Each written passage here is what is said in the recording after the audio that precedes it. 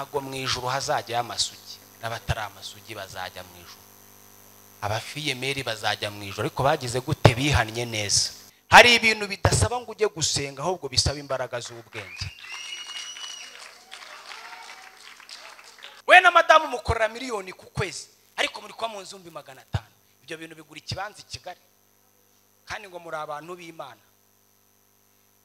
hari abantu satani yagiye arongorera bagiye gukodesha inzu bakodesha n'ibyumba by'abashyitsi ariko umuhamagaro ndo wo guhaye Sizahwema kwa mamasa ko wamindu yu agaciro wandemeye amahoro bubundi byishimo mu buzima bwanjye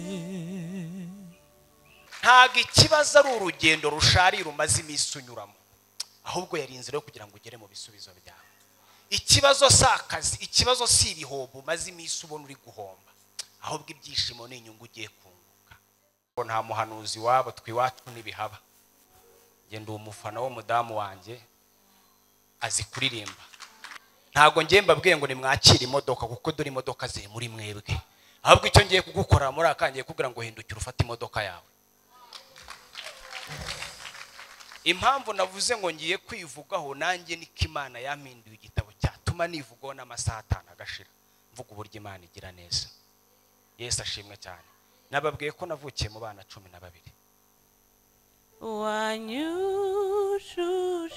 wanyushishime n'umunezero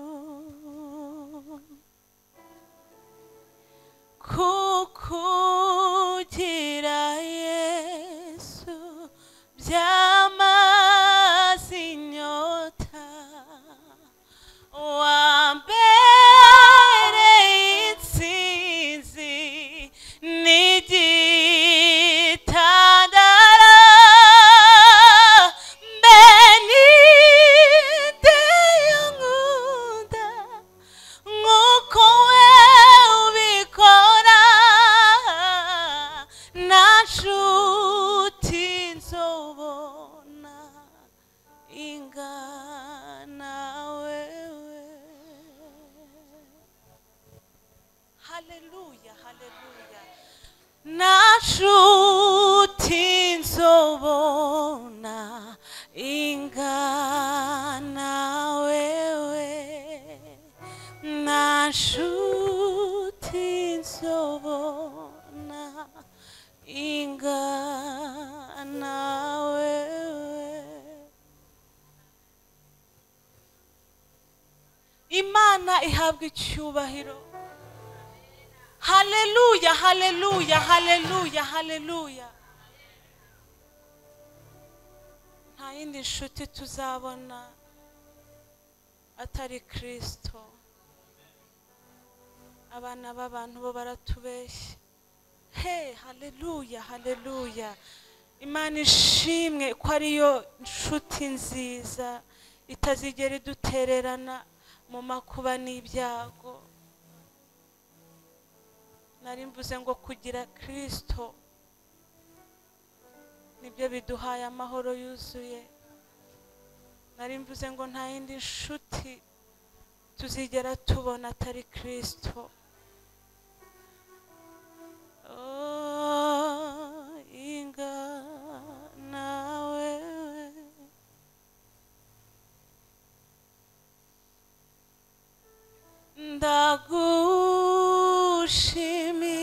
ndagushimiye umugambi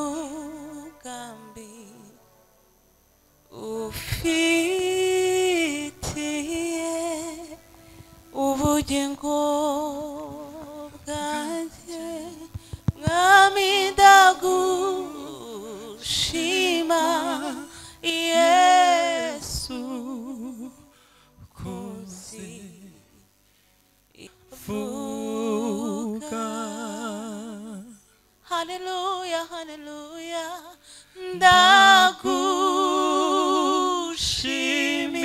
ndagushimiye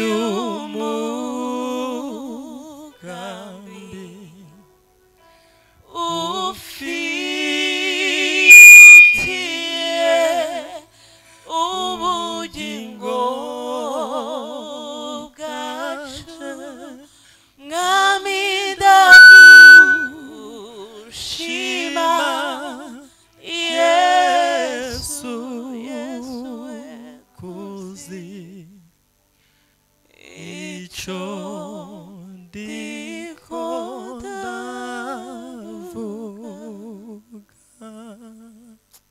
haleluya.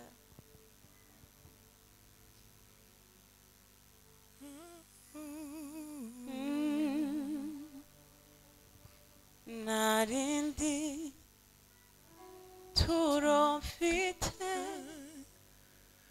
yokugu turamwami ataru mutima wanje guhayu mutima wanje ngamingu utegeke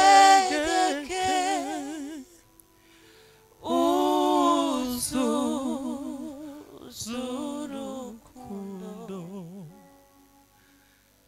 n'imbaraga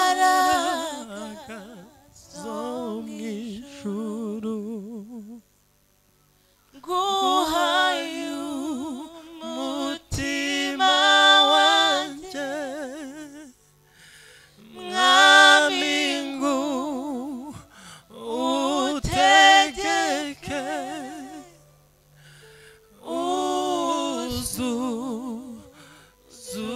uzurukundo n'imbaraga zo mw'ijuru. Imana ishimwe. Haleluya.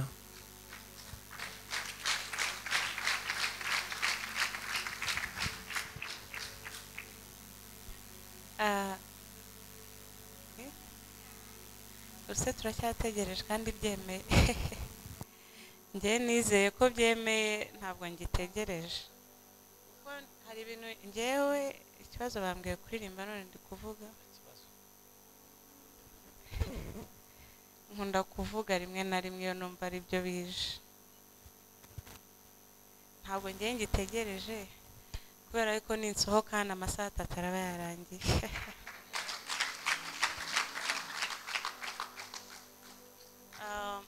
Nkunda abantu b'Imana, nkunda niyo ndi imbere y'Imana.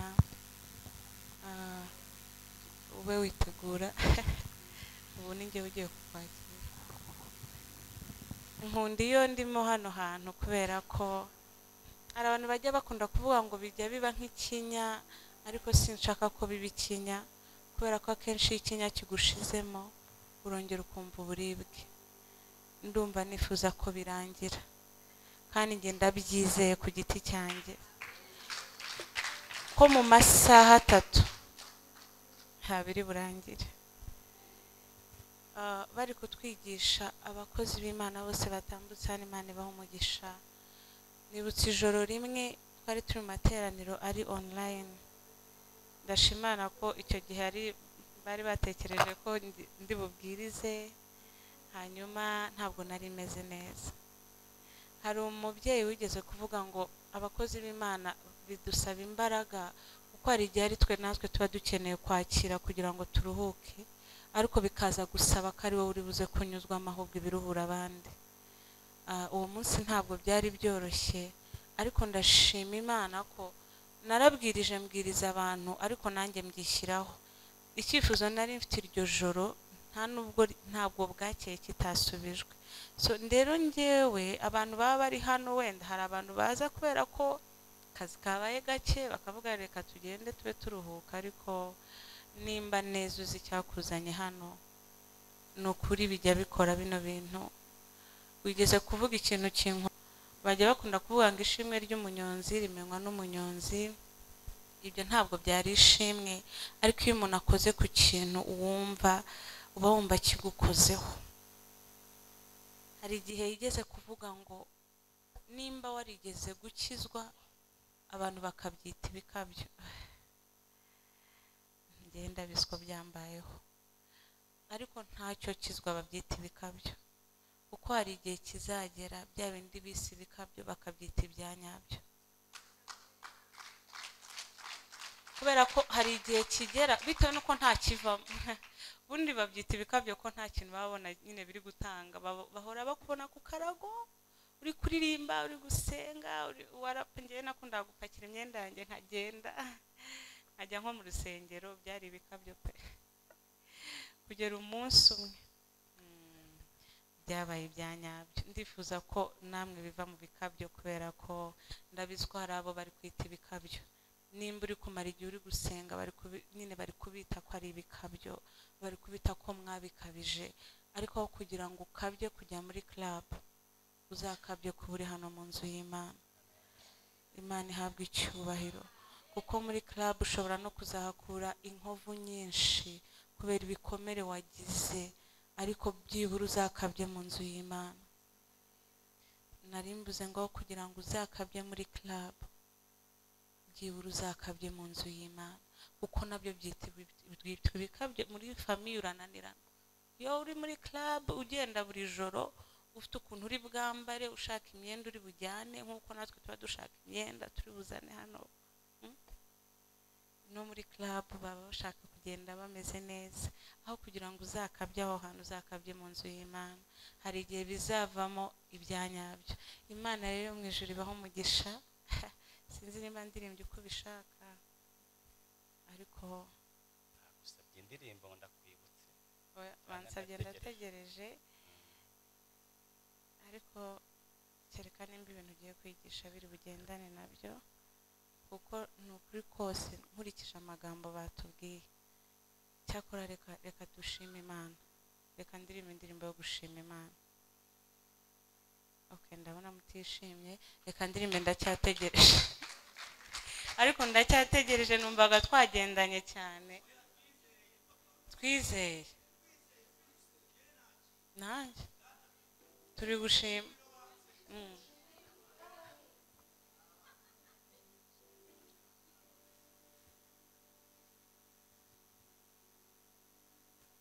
Kuko imigambi yawe kuri twari myiza, kuko imigambi yawe kuri twari myiza, nzakomeza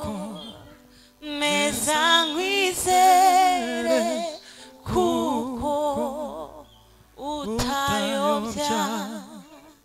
Nzakomeza nkwizere, kuko utabeshya.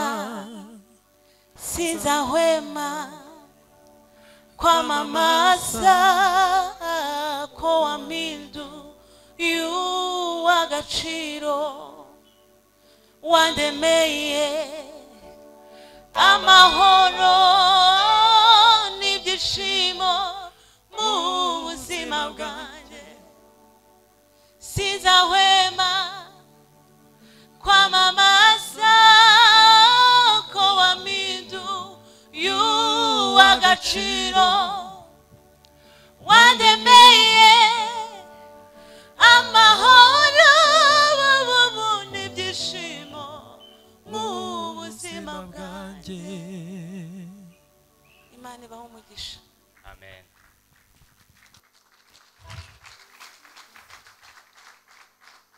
Ayo mashyi yari aya murava, reka dukomere Imana amashyi. Mbambabwi singiyeho iki gitaramo, ariko sinzahwema kabisa mu buzima bwanjye. Sinzahwema kwamamaza ko wampinduye uw'agaciro, wandemeye amahoro n'ibyishimo mu buzima bwanjye. Sinzahwema kwamamaza ko wampinduye uw'agaciro, wandemeye amahoro n'ibyishimo mu buzima bwanjye. Wandemeye amahoro n'ibyishimo mu buzima bwanjye.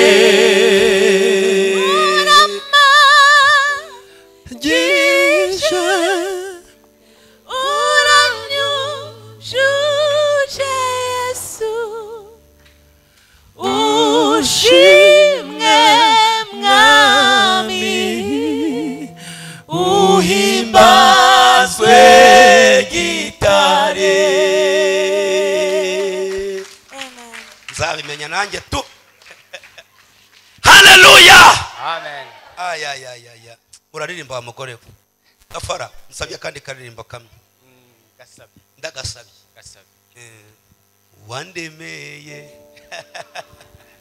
amahoro n'ibyishimo mu buzima bwanjye ngwino tujyane muri studio hari akandi mwaririmbana kavuga ngo ntacyo tuzireguza ntacyo tuzireguza ntacyo tuzireguza erega nabo barabanu nkatwe ntacyo tuzireguza ntacyo tuzireguza ntacyo tuzireguza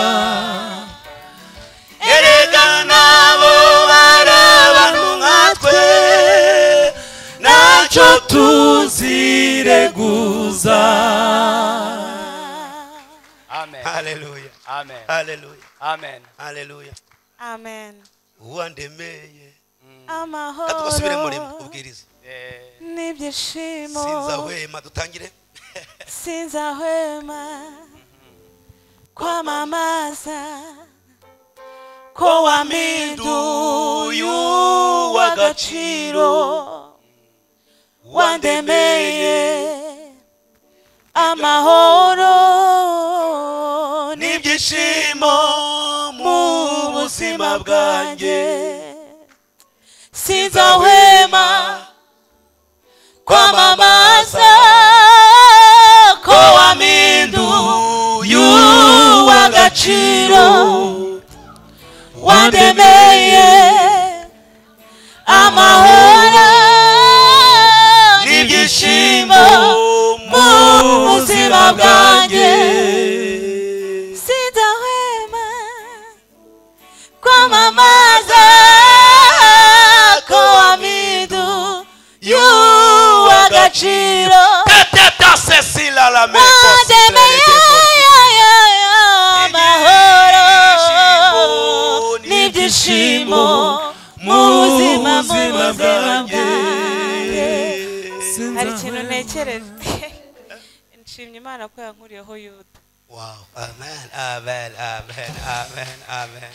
ndabyibutse numva natanga ishimwe Amen, amen, ahantu amen. ni heza Wow, wafashijwe?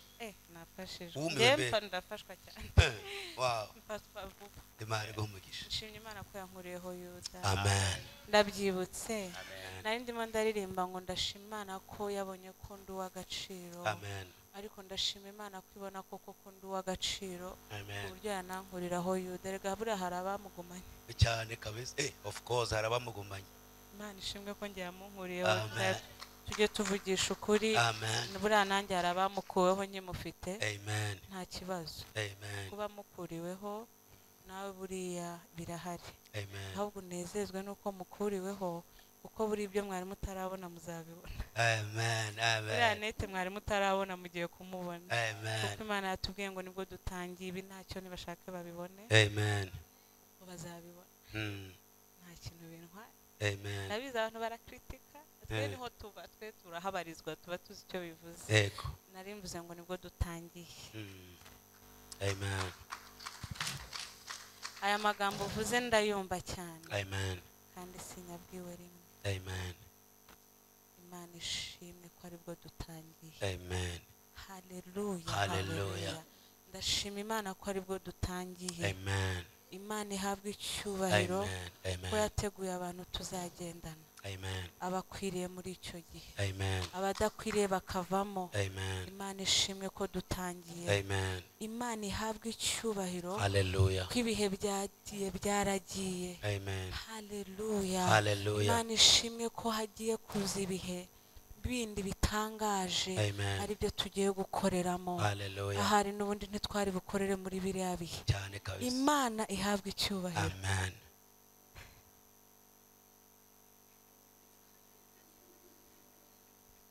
Arafashijwe murava. Mavuta y'Imana kubeho mu izina rya Yesu. Imana ishimwe ko yankuriyeho Yuda Amen. Imana ishimwe ko hari abantu tugiye kugendana. Amen. Imana ishimwe ko yabikoze mu izina rya Yesu Kristo. Amen. Amen. ntacyo haguma gihe wumva ufite akabaraga n'ubundi n'ikimana yakumpereye. Yesu ashimwe cyane. Amen. Mwongere mukomere Imana amashyi menshi cyane.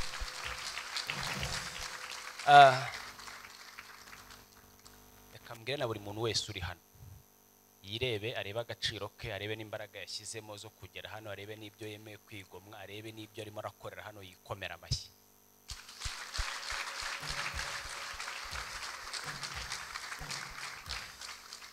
Ashimye Imana cyane kubw'uyu munsi bw'iyi tariki. Shimiye umushumba ko yanyemereye ko nanjye naza guhagarara hano imbere yanyu nkagira icyo mvuga. Burya ndabizi Imana, haba mwebwe haba njyewe cyangwa haba twebwe njye na madamu, buri muntu wese afite icyo yavugira imbere y'Imana. Ariko hari igihe Yuda abatarapfa kugira ngo bahagarare. Ariko ndashima Imana ko umushumba yanyiciye Yuda uyu munsi wo guhagarara imbere y'ubwoko bwayo. Yesu ashimwe cyane. Amen. Iyi tariki iranejeje, ni itariki ya gatatu, ni itariki y'amateka kuri njye cyangwa se ku muryango wanjye. Ni itariki Imana yatwongeyeho umwana cyangwa se Imana yaduhayeho umwana. Kuri iyi tariki dufite umwana wujuje amezi 3.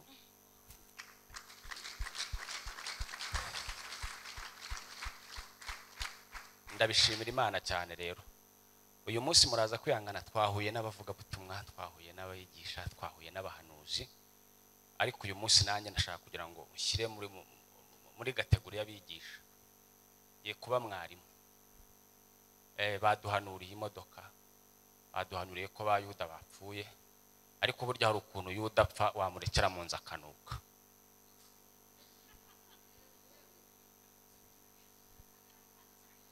Nongere ngasubiremo, hari ukuntu Yuda apfa ariko wamurekera mu nzu akanuka.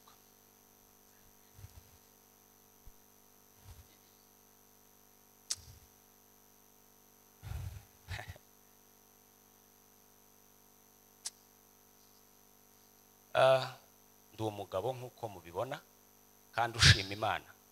Urabona ubonye mpagaze gutya, si bisaba kugira ngo nkabye, uburyo mpagarara byonyine birakangaranye. Reka mbikore neza ko hari ukuntu nimwe nabikopeyeho, nanjye reka nkore mu mufuka. Murabona uno mugabo adakangaranye. Impamvu nkoze kano kantu cyangwa mvuze gutya, hari umudayimoni bita Yuda ndi gukura mu rugo iwanjye. Hari igihe cyageze kugera tukajya tusirimba, bakaduhugura, bakatubwira ati, bakatujyana muri office tukagabanya gusirimba cyane. Ariko nta muntu wambaye gutya bahugura ngo asirimba cyane. Baravuga ati ahubwo mu kirazi gusirimba. Ntamuvuze bino bintu rero, hari kandamizwa twatewe na Yuda igihe kinini, kandi tuyigirira mu rusengero. Nta handi tugomba no kwikirira, ni mu rusengero. Kuko ndagira nkubwiza ukuri, nta handi wakuye ibikubwira yuko utazambara neza, ni hano wabyumviye. Ariko no munsi ugiye kumva ibindi yuko uzambara neza. Yesu ashimwe cyane. Nta handi wabwiriwe yuko utazashaka, dore naha ngaha. Ariko ugiye kongera uhabwirirwe yuko ugiye gushaka. Yesu nashimwe cyane. Mu kintu ngiye kubabwira, nababwiye ngo ndashaka kugira ngo mbe umwigisha. Ntago sindi muri baba navuga ngo bazanye Imana. Oya, ntago nayizanye kuko naho yari yagiye. Dore iri muri mwebwe. Ntago ngiye mbabwiye ngo nimwakire imodoka kuko dore imodoka ziri muri mwebwe. Ahubwo icyo ngiye kugukora muri akangiye kugira ngo hindukire ufate imodoka yawe. Ntago muri aka kanya ngiye kukubwira ngo rero ngo hari inzu igiye kumanuka ngo yawe. Oya, inzu yawe yari ihari, ahubwo ngiye kugira ngo hindukire ufate inzu yawe. Yesu ashimwe cyane. Ibintu mvuga ntago ari igikabyo. Hari abantu bajya bakunda kumbwira ngo soma ibitabo bingana gute. Ni umuntu ujya ukunda kwicara itangazamakuru, kandi ugasanga ndi kubazwa n'abanyamakuru mu gihugu kandi baremereye, kandi ugasanga barenze umwe, kandi nkabona ibyo mbasubiza. Hari abagira ngo ndarasoma ibitabo kugira ngo mbasubize, ariko ntago nirirwa nsoma ibitabo kuko Yesu yampinduye igitabo. Hari abantu bitagiye gusaba ko musoma ibitabo, ahubwo mutwarwe nk'ibitabo kubera ko mwakurikiye Imana. kubera ko mwemeye Imana, kubera ko mwemeye gupfana nayo mugazukana nayo. Yesu ashimwe cyane. Ari ijambo Steven yavuze ryiza cyane. Yavuze ngo hari abantu babyigaga Yesu ariko hari n'uwakoze kuri Yesu, kandi agikora kuri Yesu, Yesu ahita yumva ko ari umuntu umukozeho. Yesu nashimwe cyane. Ndashima Imana kubw'uyu munsi, ndashima Imana kubwa madamu. Urumva umuntu ukimara kubyara ntabwo biba byoroshye, ariko yavuze ati mu mavuta y'umushumba cyangwa se y'umutware ndaguherekeza kuko nanjye njya muherekeza. Imana iguha umugisha kubwo kubaha umubyeyi. Reka sabe aruhukeho gake, nimukenera ndongera.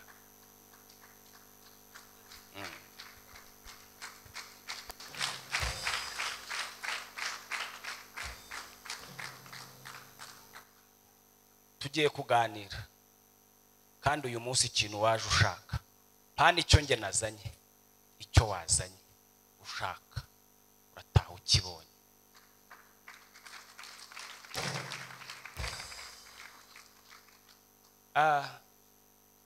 Yesu yaduhaye ubutware n'ubushobozi bwo kuyobora ibiri ku isi byose.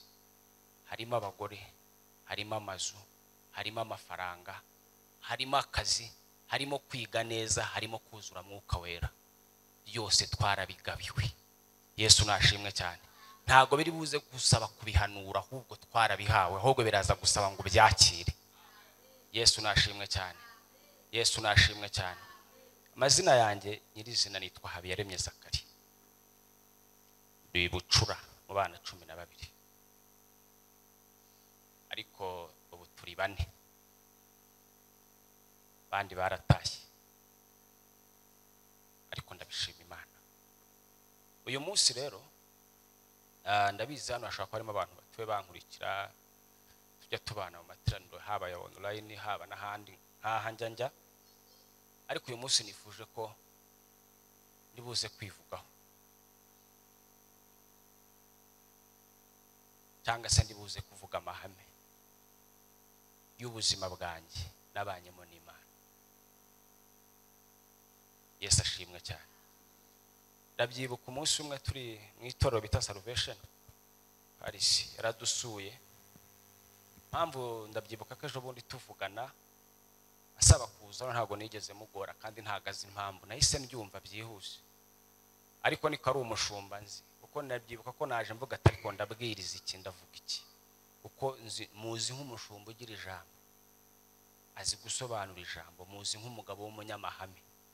Ndavuga ati ko ahantu ndabambwiriza araba hicaye, ndavuga iki. Ariko nibuka ko hari yampamagaye.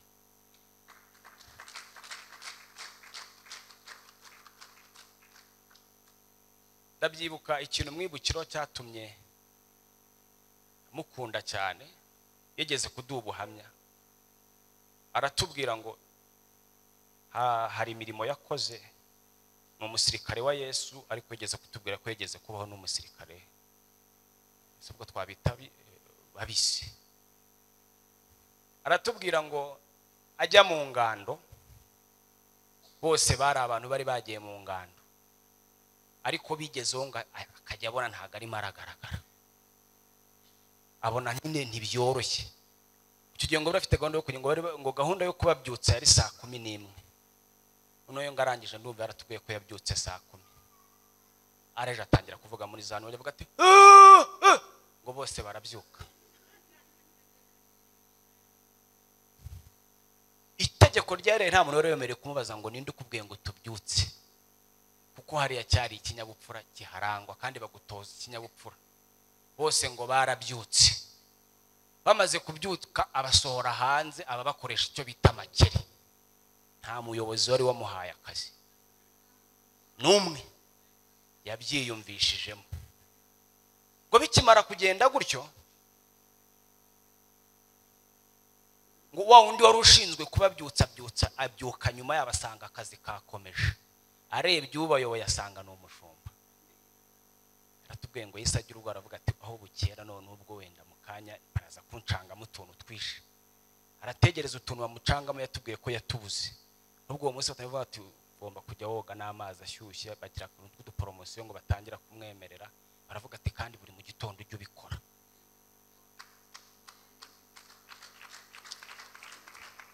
ngo ako kanya yahise amenyekana mu kigo cy'ingando. Arangije aratubwira ngo biragatsindwa kuba ubarizwa ahantu nta kintu na kimwe uzwiho. Biragatsindwa kuba uri umukristo ntago uzi kubyina, ntuzi gucuranga, ntuzi no gutura meshi, ntuzi no kuzinduka, ntuzi no gukoropa, kandi ubarizwa mu itorero.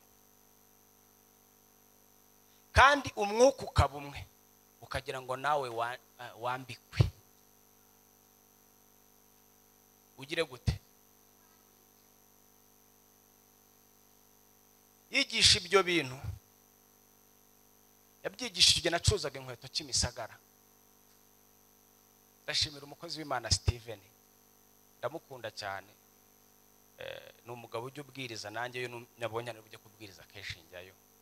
Imana yantije imbaraga, Imana imuha umugisha ko yaje kushyigikira, kuko ndabizi madamu n'abandi mwese muri gusenga ngo bigende neza. Burya nimba ari ikintu kinezeza ni uko uhagaze hano hari abantu muri kumwe mu buryo bw'umwuka. Yesu ashimwe cyane. Akimara kwigisha gutyo, nabihuje n'ibintu bikomeye cyane.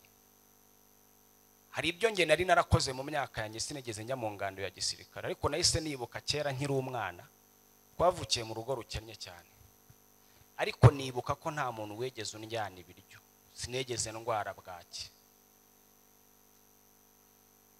Yo nabonaga iwabo kwa Steven bahishije batetse, nkabona ntago bampamagaye, naragendaga nkahagarara hanze. Nimba hari ibiti by'imyumbati cyangwa ibyo bitaga imishove birya bahembeza imyaka, nahitaga ngifata nkahita ngikoramo imodoka, nkahita ngishyira mu maguru, nkahita ngikoramo imodoka, nkakatira imbere y'umuryango. Steven, ngo utize ku modoka, nkagikata. Wabo bakumva nabarembeje, ati yewe Zakarete Karamete ngwino icara nawe urya. Ako kanya nkaba ndariye. Hari ibintu bidasaba ngo ujye gusenga, ahubwo bisaba imbaraga z'ubwenge.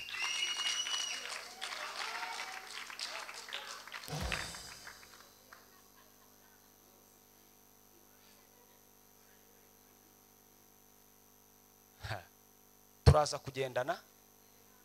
kugendana. Ndashaka ko buri muntu wese uri hano waje ufite ikintu ashaka ari buze kugicyura, kuko ndakubwiza ukuri twarabicyuye. Yoba bino bintu bidakora mba narabivuyemo, kuko uyu muri mu kintu nyukundira. Hari igihe ukora ufite abafana, hari n'igihe ukora udafite abafana, ariko hose ugakomeza ugakora. Ariko ikintu nkundira Data wa twese uri mu ijuru, ntago ajya akangwa n'induru y'abafana.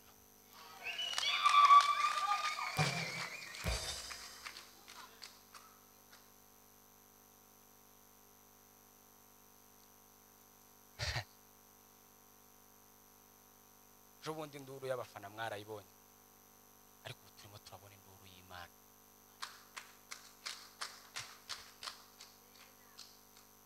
Avuze ijambo rikomeye ngo nibwo tugiye gukorera Imana. Ntago abeshye, tubibwiwe icuro nyinshi, naho duhagaze mu materaniro bahita batubwira ngo ubu nibwo mugiye gutangira gukora. Hari bimwita ngo no gutwika, ibi bya YouTube channel mwita ngo no gutwika. Ngiye na madamu twari twaranze kuyifungura, nari nyifite ibihumbi hafi 200. Udaraza arayitwara, ndavuga ati ndanabivuyemo ndabyihorera, ndavuga ati nzajya nkorera ahandi. Imana inuma abahanuzi barenga abana, ndavuga ati genda ufungure channel kuko ngiye gutangira kugukoreshereza ibintu bikomeye cyane. Tugiye nanjye umwuka wa Yudarane aravuga ati ariko nk'umuntu uzwi wari ufite channel hafi 200, bahaye n'igikombe cya silver kikava muri Amerika, ndatangirira kuri 0. Ubu ndongera mbone n'abantu n'ibihumbi 5 bazajya bakurikirana ibintu byanjye cyangwa ibintu byanjye na madamu nawe bakamutuma umuhanuzi ati mugende mufungure channel. Twese turagenda turabyanga, turabyihorera. Umunsi umwe ntumbaza ukuntu byagenze, turabyemera. Isaha Imana yari igeze bigikunda. Ubu tuvugana dufite hano turi gucisha ubutumwa mu mezi 3 asangane maze kugira abantu 30 hafi na 2.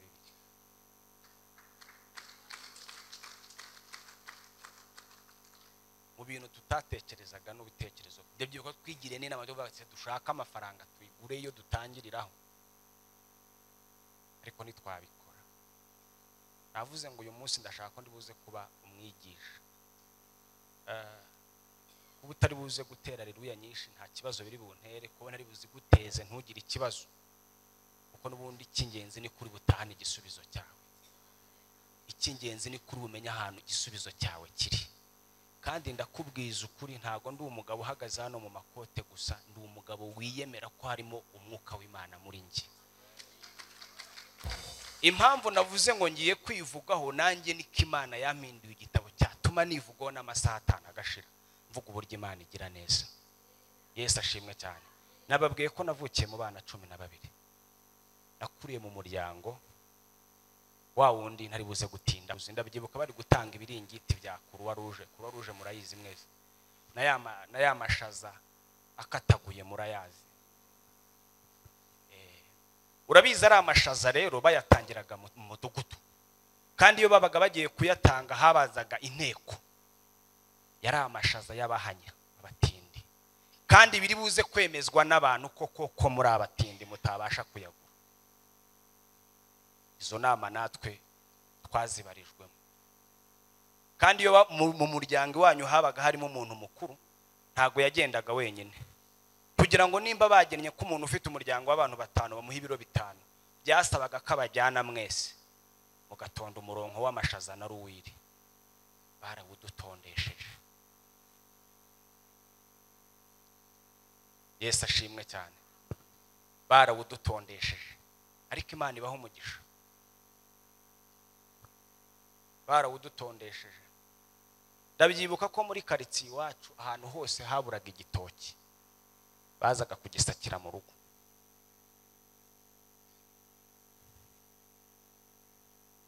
Ahantu hose bashakaga umuntu uzi guhinga imishike, bazaga gushaka abagarafurere mu rugo. Ahantu babaga bashaka umuntu uzi kwisuma, bazaga kumushakira mu rugo.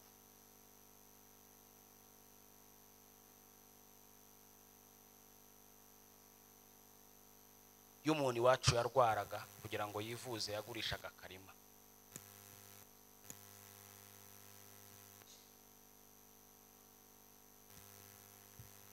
Ariko ikintu gishekeje cyangwa se ikintu gitangaje, Imana ikora ibyo byose yarazaga ikatubwira ngo nzabagirira neza.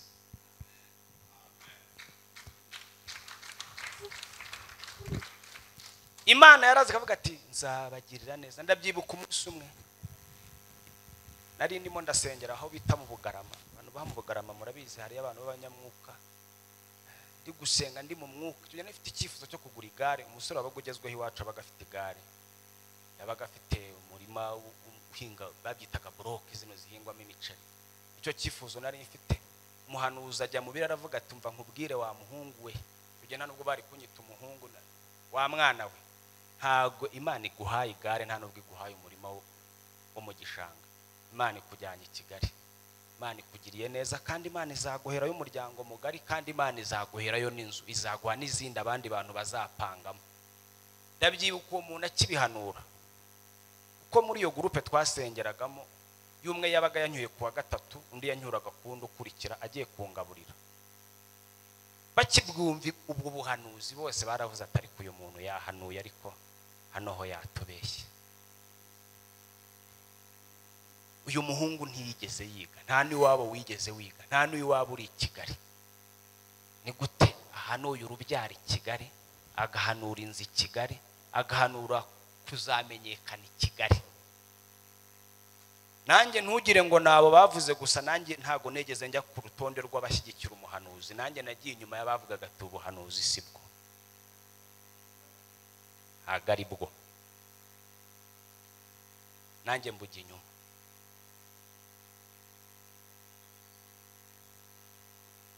Ariko icyo nakubwira muri uno mugoroba, iyavuganye nawe niyo kwizerwa. Kandi ibyo yavuze byamara umwaka umwe, byamara amezi 2, byamara umunsi umwe, bizasohora.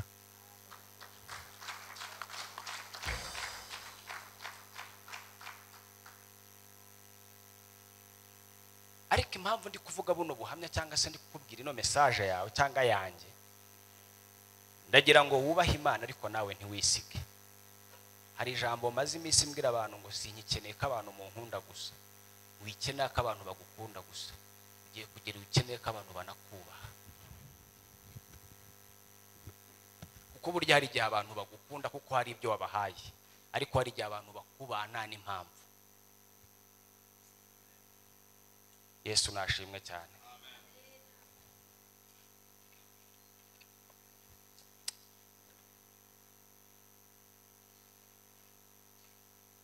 Twarasenze duhamagara Imana mu buryo bwose,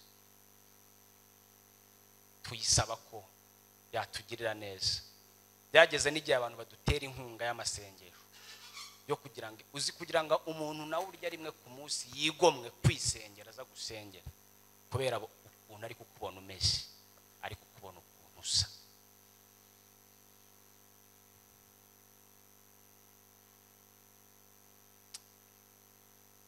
Hari igihe njya ngera imbere y'ubwoko bw'Imana nkumva narira gusa nkitahira, kuko Imana irakora. Ahubwo icyama ngo ibintu mba nizera n'uburyo mba nyifata nawe ari kuburi kuyumva. Icyama ukuntu ndi kumva Imana iri kugendagenda muri njye, hari ibyigiye no guhindura, ari na Yuda wapfuye nawe ubyumva muri wowe. Burya ntabwo indege igipfa kugwa, asabwa gusiza ikibanza, agakorwa ikibuga kugira ngo indege igwe. Hari ahantu indege itagigwa, hari ahantu igitangaza cy'Imana kitajya kigwa, hari ahantu gukora kw'Imana kutajya kugwa. Hari ibintu abantu bajya bitwaza ngo impamvu ntafashijwe ntibaririmbye gutya. Reka ntabwo gufashwa bisaba ibihato, gufashwa biterwa n'ikirimo imbere mo ndani. Mureke dufate ibintu by'Imana tubikuremo amakipe, ngo impamvu ngo yafashijwe nagize gutya, ahubwo impamvu utafashijwe ireberemo ikibazo. Ariko Imana irimo iragendagenda hano hantu.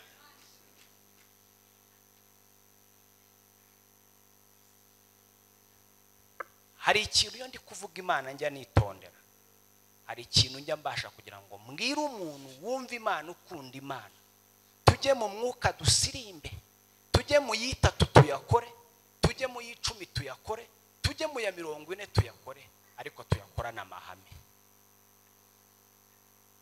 Yesu ashimwe cyane. Mbwira umuntu mwicaranye ngo amahame.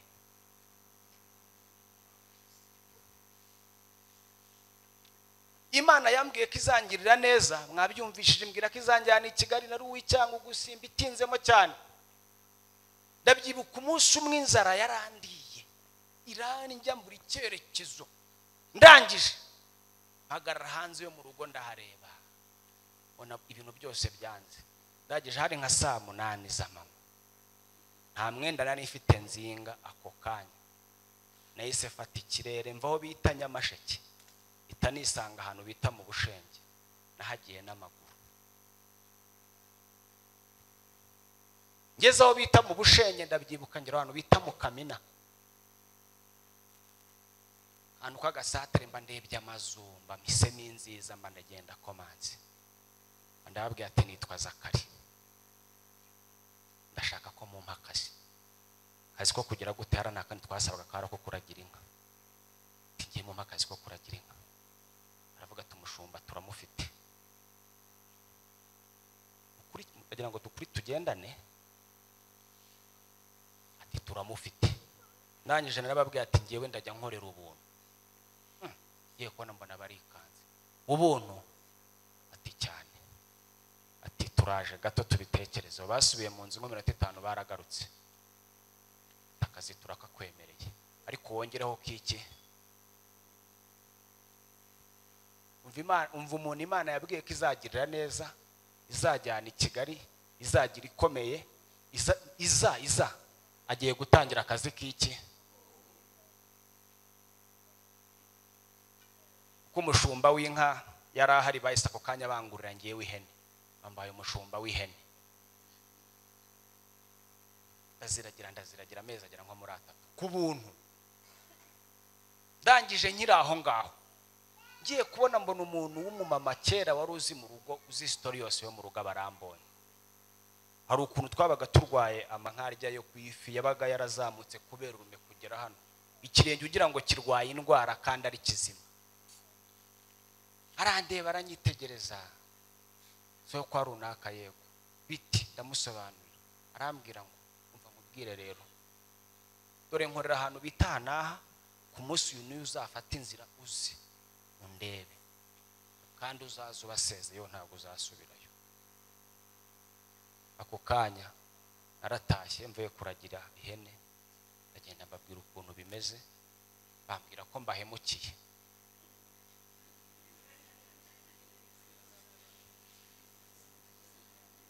wowe watumye twinjira mu mushinga wo kugura ihene, twakugiriye impuhwe. Ubundi hari abantu mu buzima baba bazi yuko waba n'umucuruzi ukomeye, wagira ngo baguhe igishoro bakakohereza gukoropa. Umunsi ubabwiye ngo Imana inkijije gukoropa, bakatavuga ati nta nubwo uri umurokore, ntabwo ukijijwe wowe.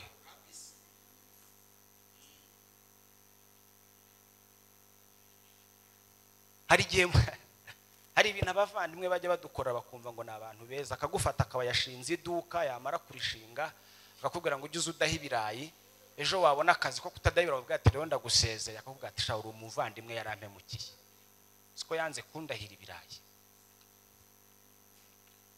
kandi akakwangisha karitsiye yose kuri umuntu. Harimo abantu hano bangishijwe n'abantu abandi kubera guhindurirwa amateka gusa, ariko Imana iraje yo yakabyara, itari bwigere igira ikintu isabaho inkunga na kimwe, kuko yo mwaragendanye. Urugendo rwose umaze iminsi ugenda mwagendanaga.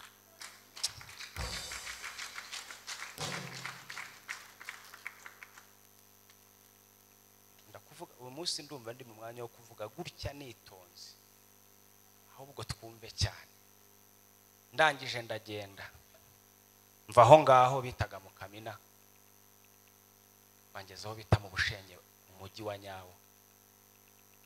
Abarambwira ati mbere yuko tuvugana abanza ugenda ukarabe. Hari abantu bagiye gukarabya muri uyu mugoroba, hari abantu bari bukarabe, hari abantu Imana igiye kubwira ngo nimubanze mukarabe. Tugenda ubanze ukarabe. Abashakiye imyenda ndambara, arambwira ati burya ngiyewe mba hano, ikirenze tugiye kwita umwana wanjye. Hari abantu bagiye kumva ijwi ribabwira ngo muri abana banjye. Ntabwo ikibazo ari urugendo rusharira umaze iminsi unyuramo, ahubwo yari inzira yo kugira ngo ugere mu bisubizo byawe. Ikibazo si akazi, ikibazo si ibihombo umaze iminsi ubona uri guhomba, ahubwo ibyishimo n'inyungu ugiye kunguka. Umuntu wumva akagiye gukarabwa n'Imana nayikomera amashyi.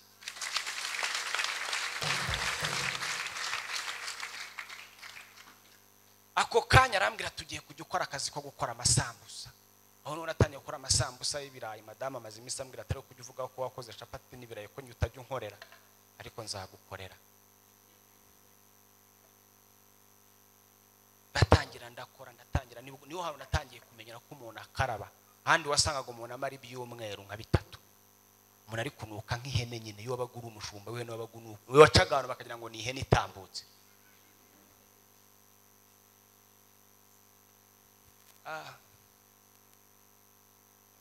Iyo ndi kuvuga bino bintu hari igihe seka nawe ugaseka, ariko mu by'ukuri iyo nsubije ubwenge inyuma,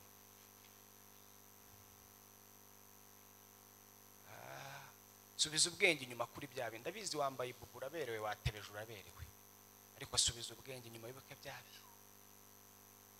Umeze neza uri mu mujyi, ariko ibuka cyagiye byari bimeze bite, byari bimeze bite, byari bimeze bite, byari bimeze bite, ariko yarahabaye. Hari ukuntu Imana ivuga ati uyu muntu kugira ngo nzamushyire ahantu cyangwa nzamukoresha, reka mbanze mugire uwo nshaka kubaho. Niyo mpamvu burya njye gafaranga uburyo nteye, ukuntu waba usa kose, ukuntu wambwira Imana kose sinayivaho, kuko twarihuriye.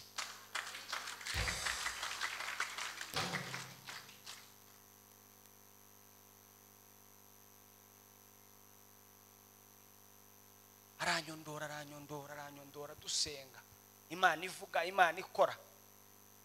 Nzakugirira neza, nzakugirira neza, nzakunda kugira ngo abantu beshe twabaga turi mu butayu bakampanurira, ntago babyumvaga nkuko nawe bari kuguhanurira abantu ntibabyumve. Nkuko abantu bari kugira ngo Imana ikugiriye neza, igufunguriye imiryango, nawe ubwawe ntubyumve. Nanjye nabayeho muri icyo gihe, akavuga ati Imana izakugirira neza, akavuga ati izangirira neza gute? Nta papa, nta mama, nta muvandimwe, nawe uzafata ukuboko. Hahandi ubureba ugasanga uri umuntu umwe.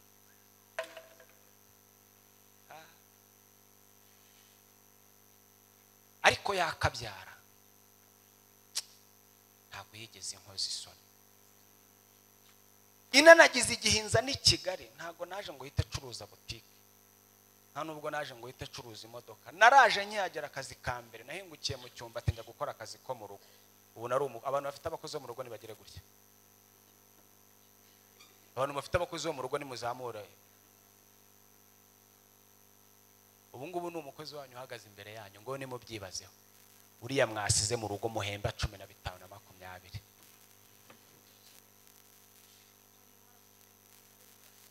Ariko turi kumva inkuru za Yesu, turumva kugira neza kwa Yesu. Uyu ni umukozi wo mu rugo uhagaze imbere yawe, none ubwawe urumva utakomera Yesu amashyi.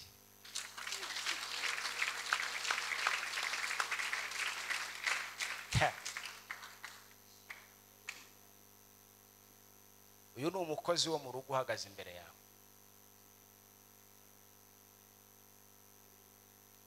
Nakoreye 3,000 ku kwezi, nakoreye 500.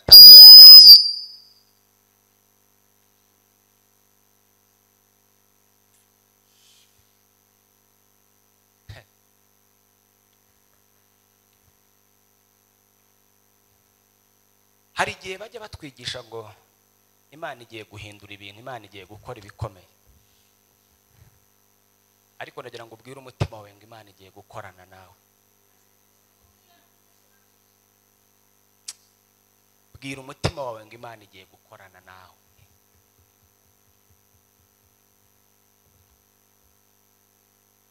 Murumva izo ngendo nagenze zose, uturuka aho ngaho Nyamasheke ukazamuka ukagera aho bita mu Bushenge, ukazamuka ukagera i Kigali. Murumva hari aho nasigaraga cyangwa naragendaga? Hari aho nasigaraga cyangwa naragendaga? Hari aho nasigaraga cyangwa naragendaga? Mva Nyamasheke njya mu Bushenge, hari ubwo nagiye n'agataro cyangwa nagiye n'amaguru?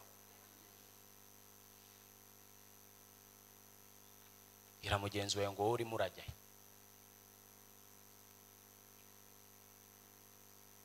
Atushatse kuvuga iki? Navuze ngo uyu munsi ndabumwigisha. Hari abantu muri ino minsi Imana isigaye ibwira ngo igiye kubagirira neza. Hari abantu Imana isigaye ibwira ngo ngiye kubakomeza. Ako kanya bakahita bicara bakumva ko bakomeye.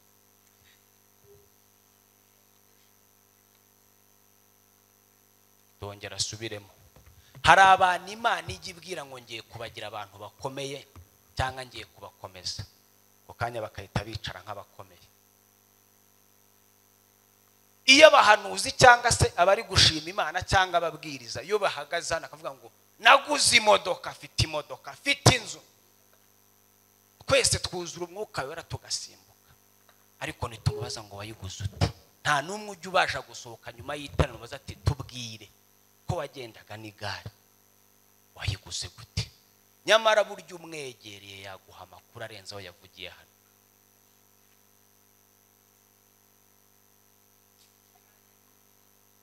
Hari abantu Imana yavuganye nabo ibintu bigiye bikomeye, ariko uyu munsi ugiye guhindukira ubyakire kandi urakoresha amaboko yawe, urakoresha umutwe wawe. Impamvu ndi kuvuga bino bintu gutya cyangwa ndi kugira ngo ngende mbihuza gutya, ni ukugira ngo utangire wibaze icyo wavuganye n'Imana muri wowe. Nimba Imana yarabwiye Gafaranga ngo nzakugirira neza, nzakuvana cyangwa ugunkuzana i Kigali, Gafaranga yaje gute? Yakoze iki? Ese nanjye nimba Imana irimo irambwira ngo nzakugirira neza, nicaye he? Nimo ndajya? Hari ahantu Imana itaguhera ibisubizo byawe.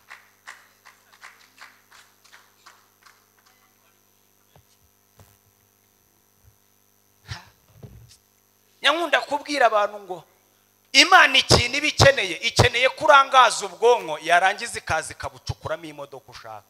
Nihiri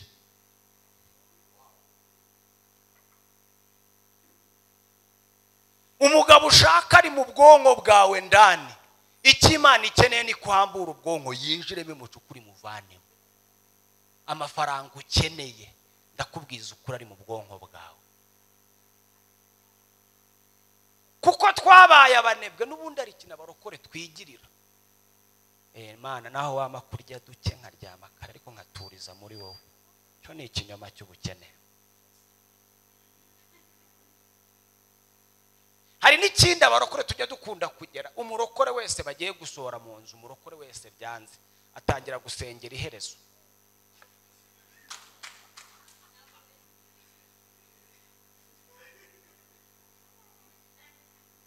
Umudamu wese wananiwe n'urushako wagira ngo ashaka igisubizo akajya kubwira Imana, Mana arangiza isi. Hari abaguwe neza wirangiza isi.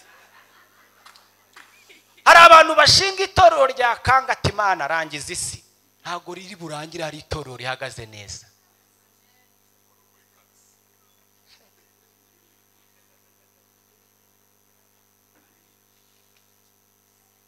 Ndashaka kugira ngo uyu munsi dukure gusengera mu marangamutima dusengere mu mahame.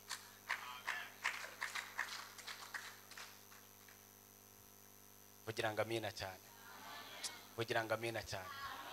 Ariko abo sindi bo batera ubwoba, ni muhumura Imana irakora. Kuko ikintu cya mbere kigaragara ko Imana ikora ni kuriho.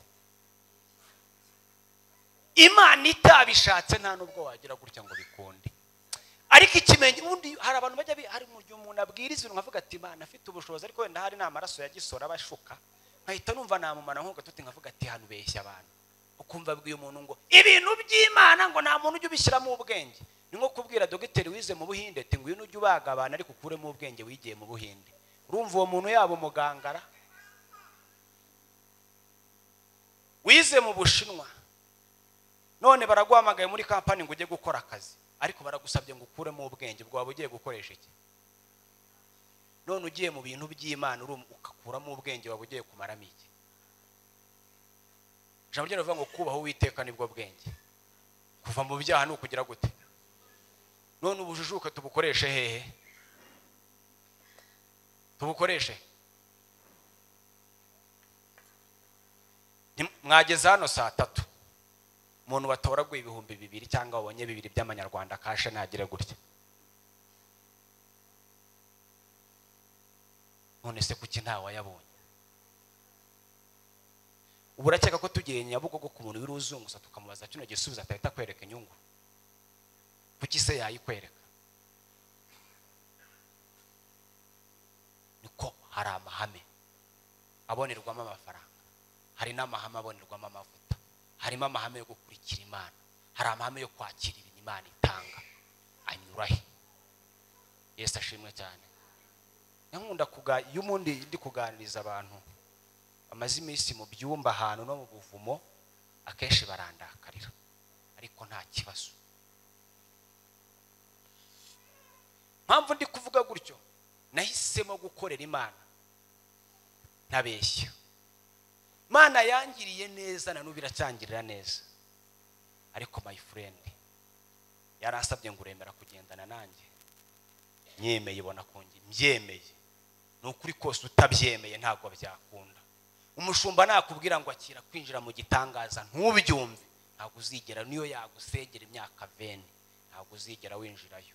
Ahubwo wowe nubyumva n'umunota umwe wonyine birahagije ko wahita winjirayo.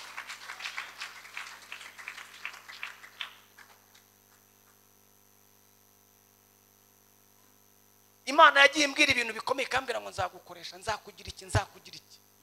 Hari ibintu abantu basigaye batubeshya ngo yuri kuvuga bino bintu ngo buri gukurura ubwibone, ngo nubwibone, ngo vuga uburyo Imana igira neza ngo wikuremo, kandi Imana igendana natwe igakorana natwe kukimvamo.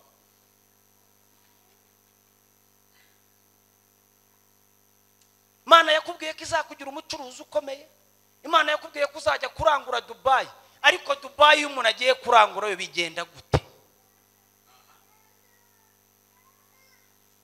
Bamuzanira itike mu rugo cyangwa ajya kuyikatisha. Se ugiye kuyikatisha iyo bavuze ngo ni saa 12 ntuzigerere igihe ndegera gusiga. Ayo ni amahame y'ubuzima.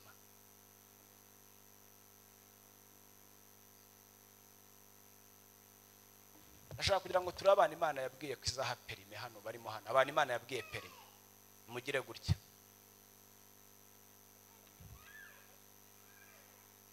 Tsinzwe icuro zingahe? Batsindiye provisoire. Imana iguha umugisha. Tsinzwe icuro zingahe?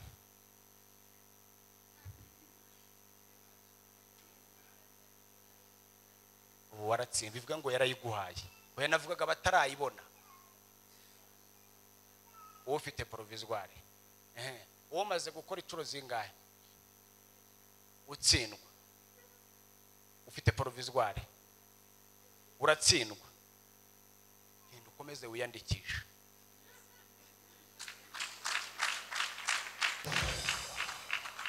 nimbura ahangaha Imana kwiye ngo nzaguha perime dore nguyu ni madamu natsinzwe icuro enye najyaga kugenda hari ukuntu abantu tuzi urabona nka Murava afite uburyo ashobora kujya kumutera nk'injuga bigakunda mushumba ariko Imana nta muntu ugitera injuga ndabyibuka ari ubwo nari ngiye kuyikorera ejo bundi ndagenda ndapfukama ndavuga ati Imana ndavuga tereka nanjye Imana nanjye nyijijishe ndabibwa ati rodata ndapfukamye urabona ko maze iminsi nyiga ndayikeneye rwose umpaga perime ahantu upfukamye nuyima Roma yego nabakwe tugira umutungo nuyima ndagaruka pfukame ngushimire hayo nabonye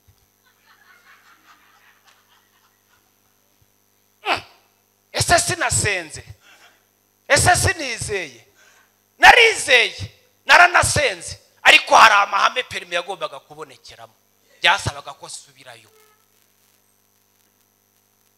nasubiyeho narakaye sinanasenga ngiyeyo ndayibona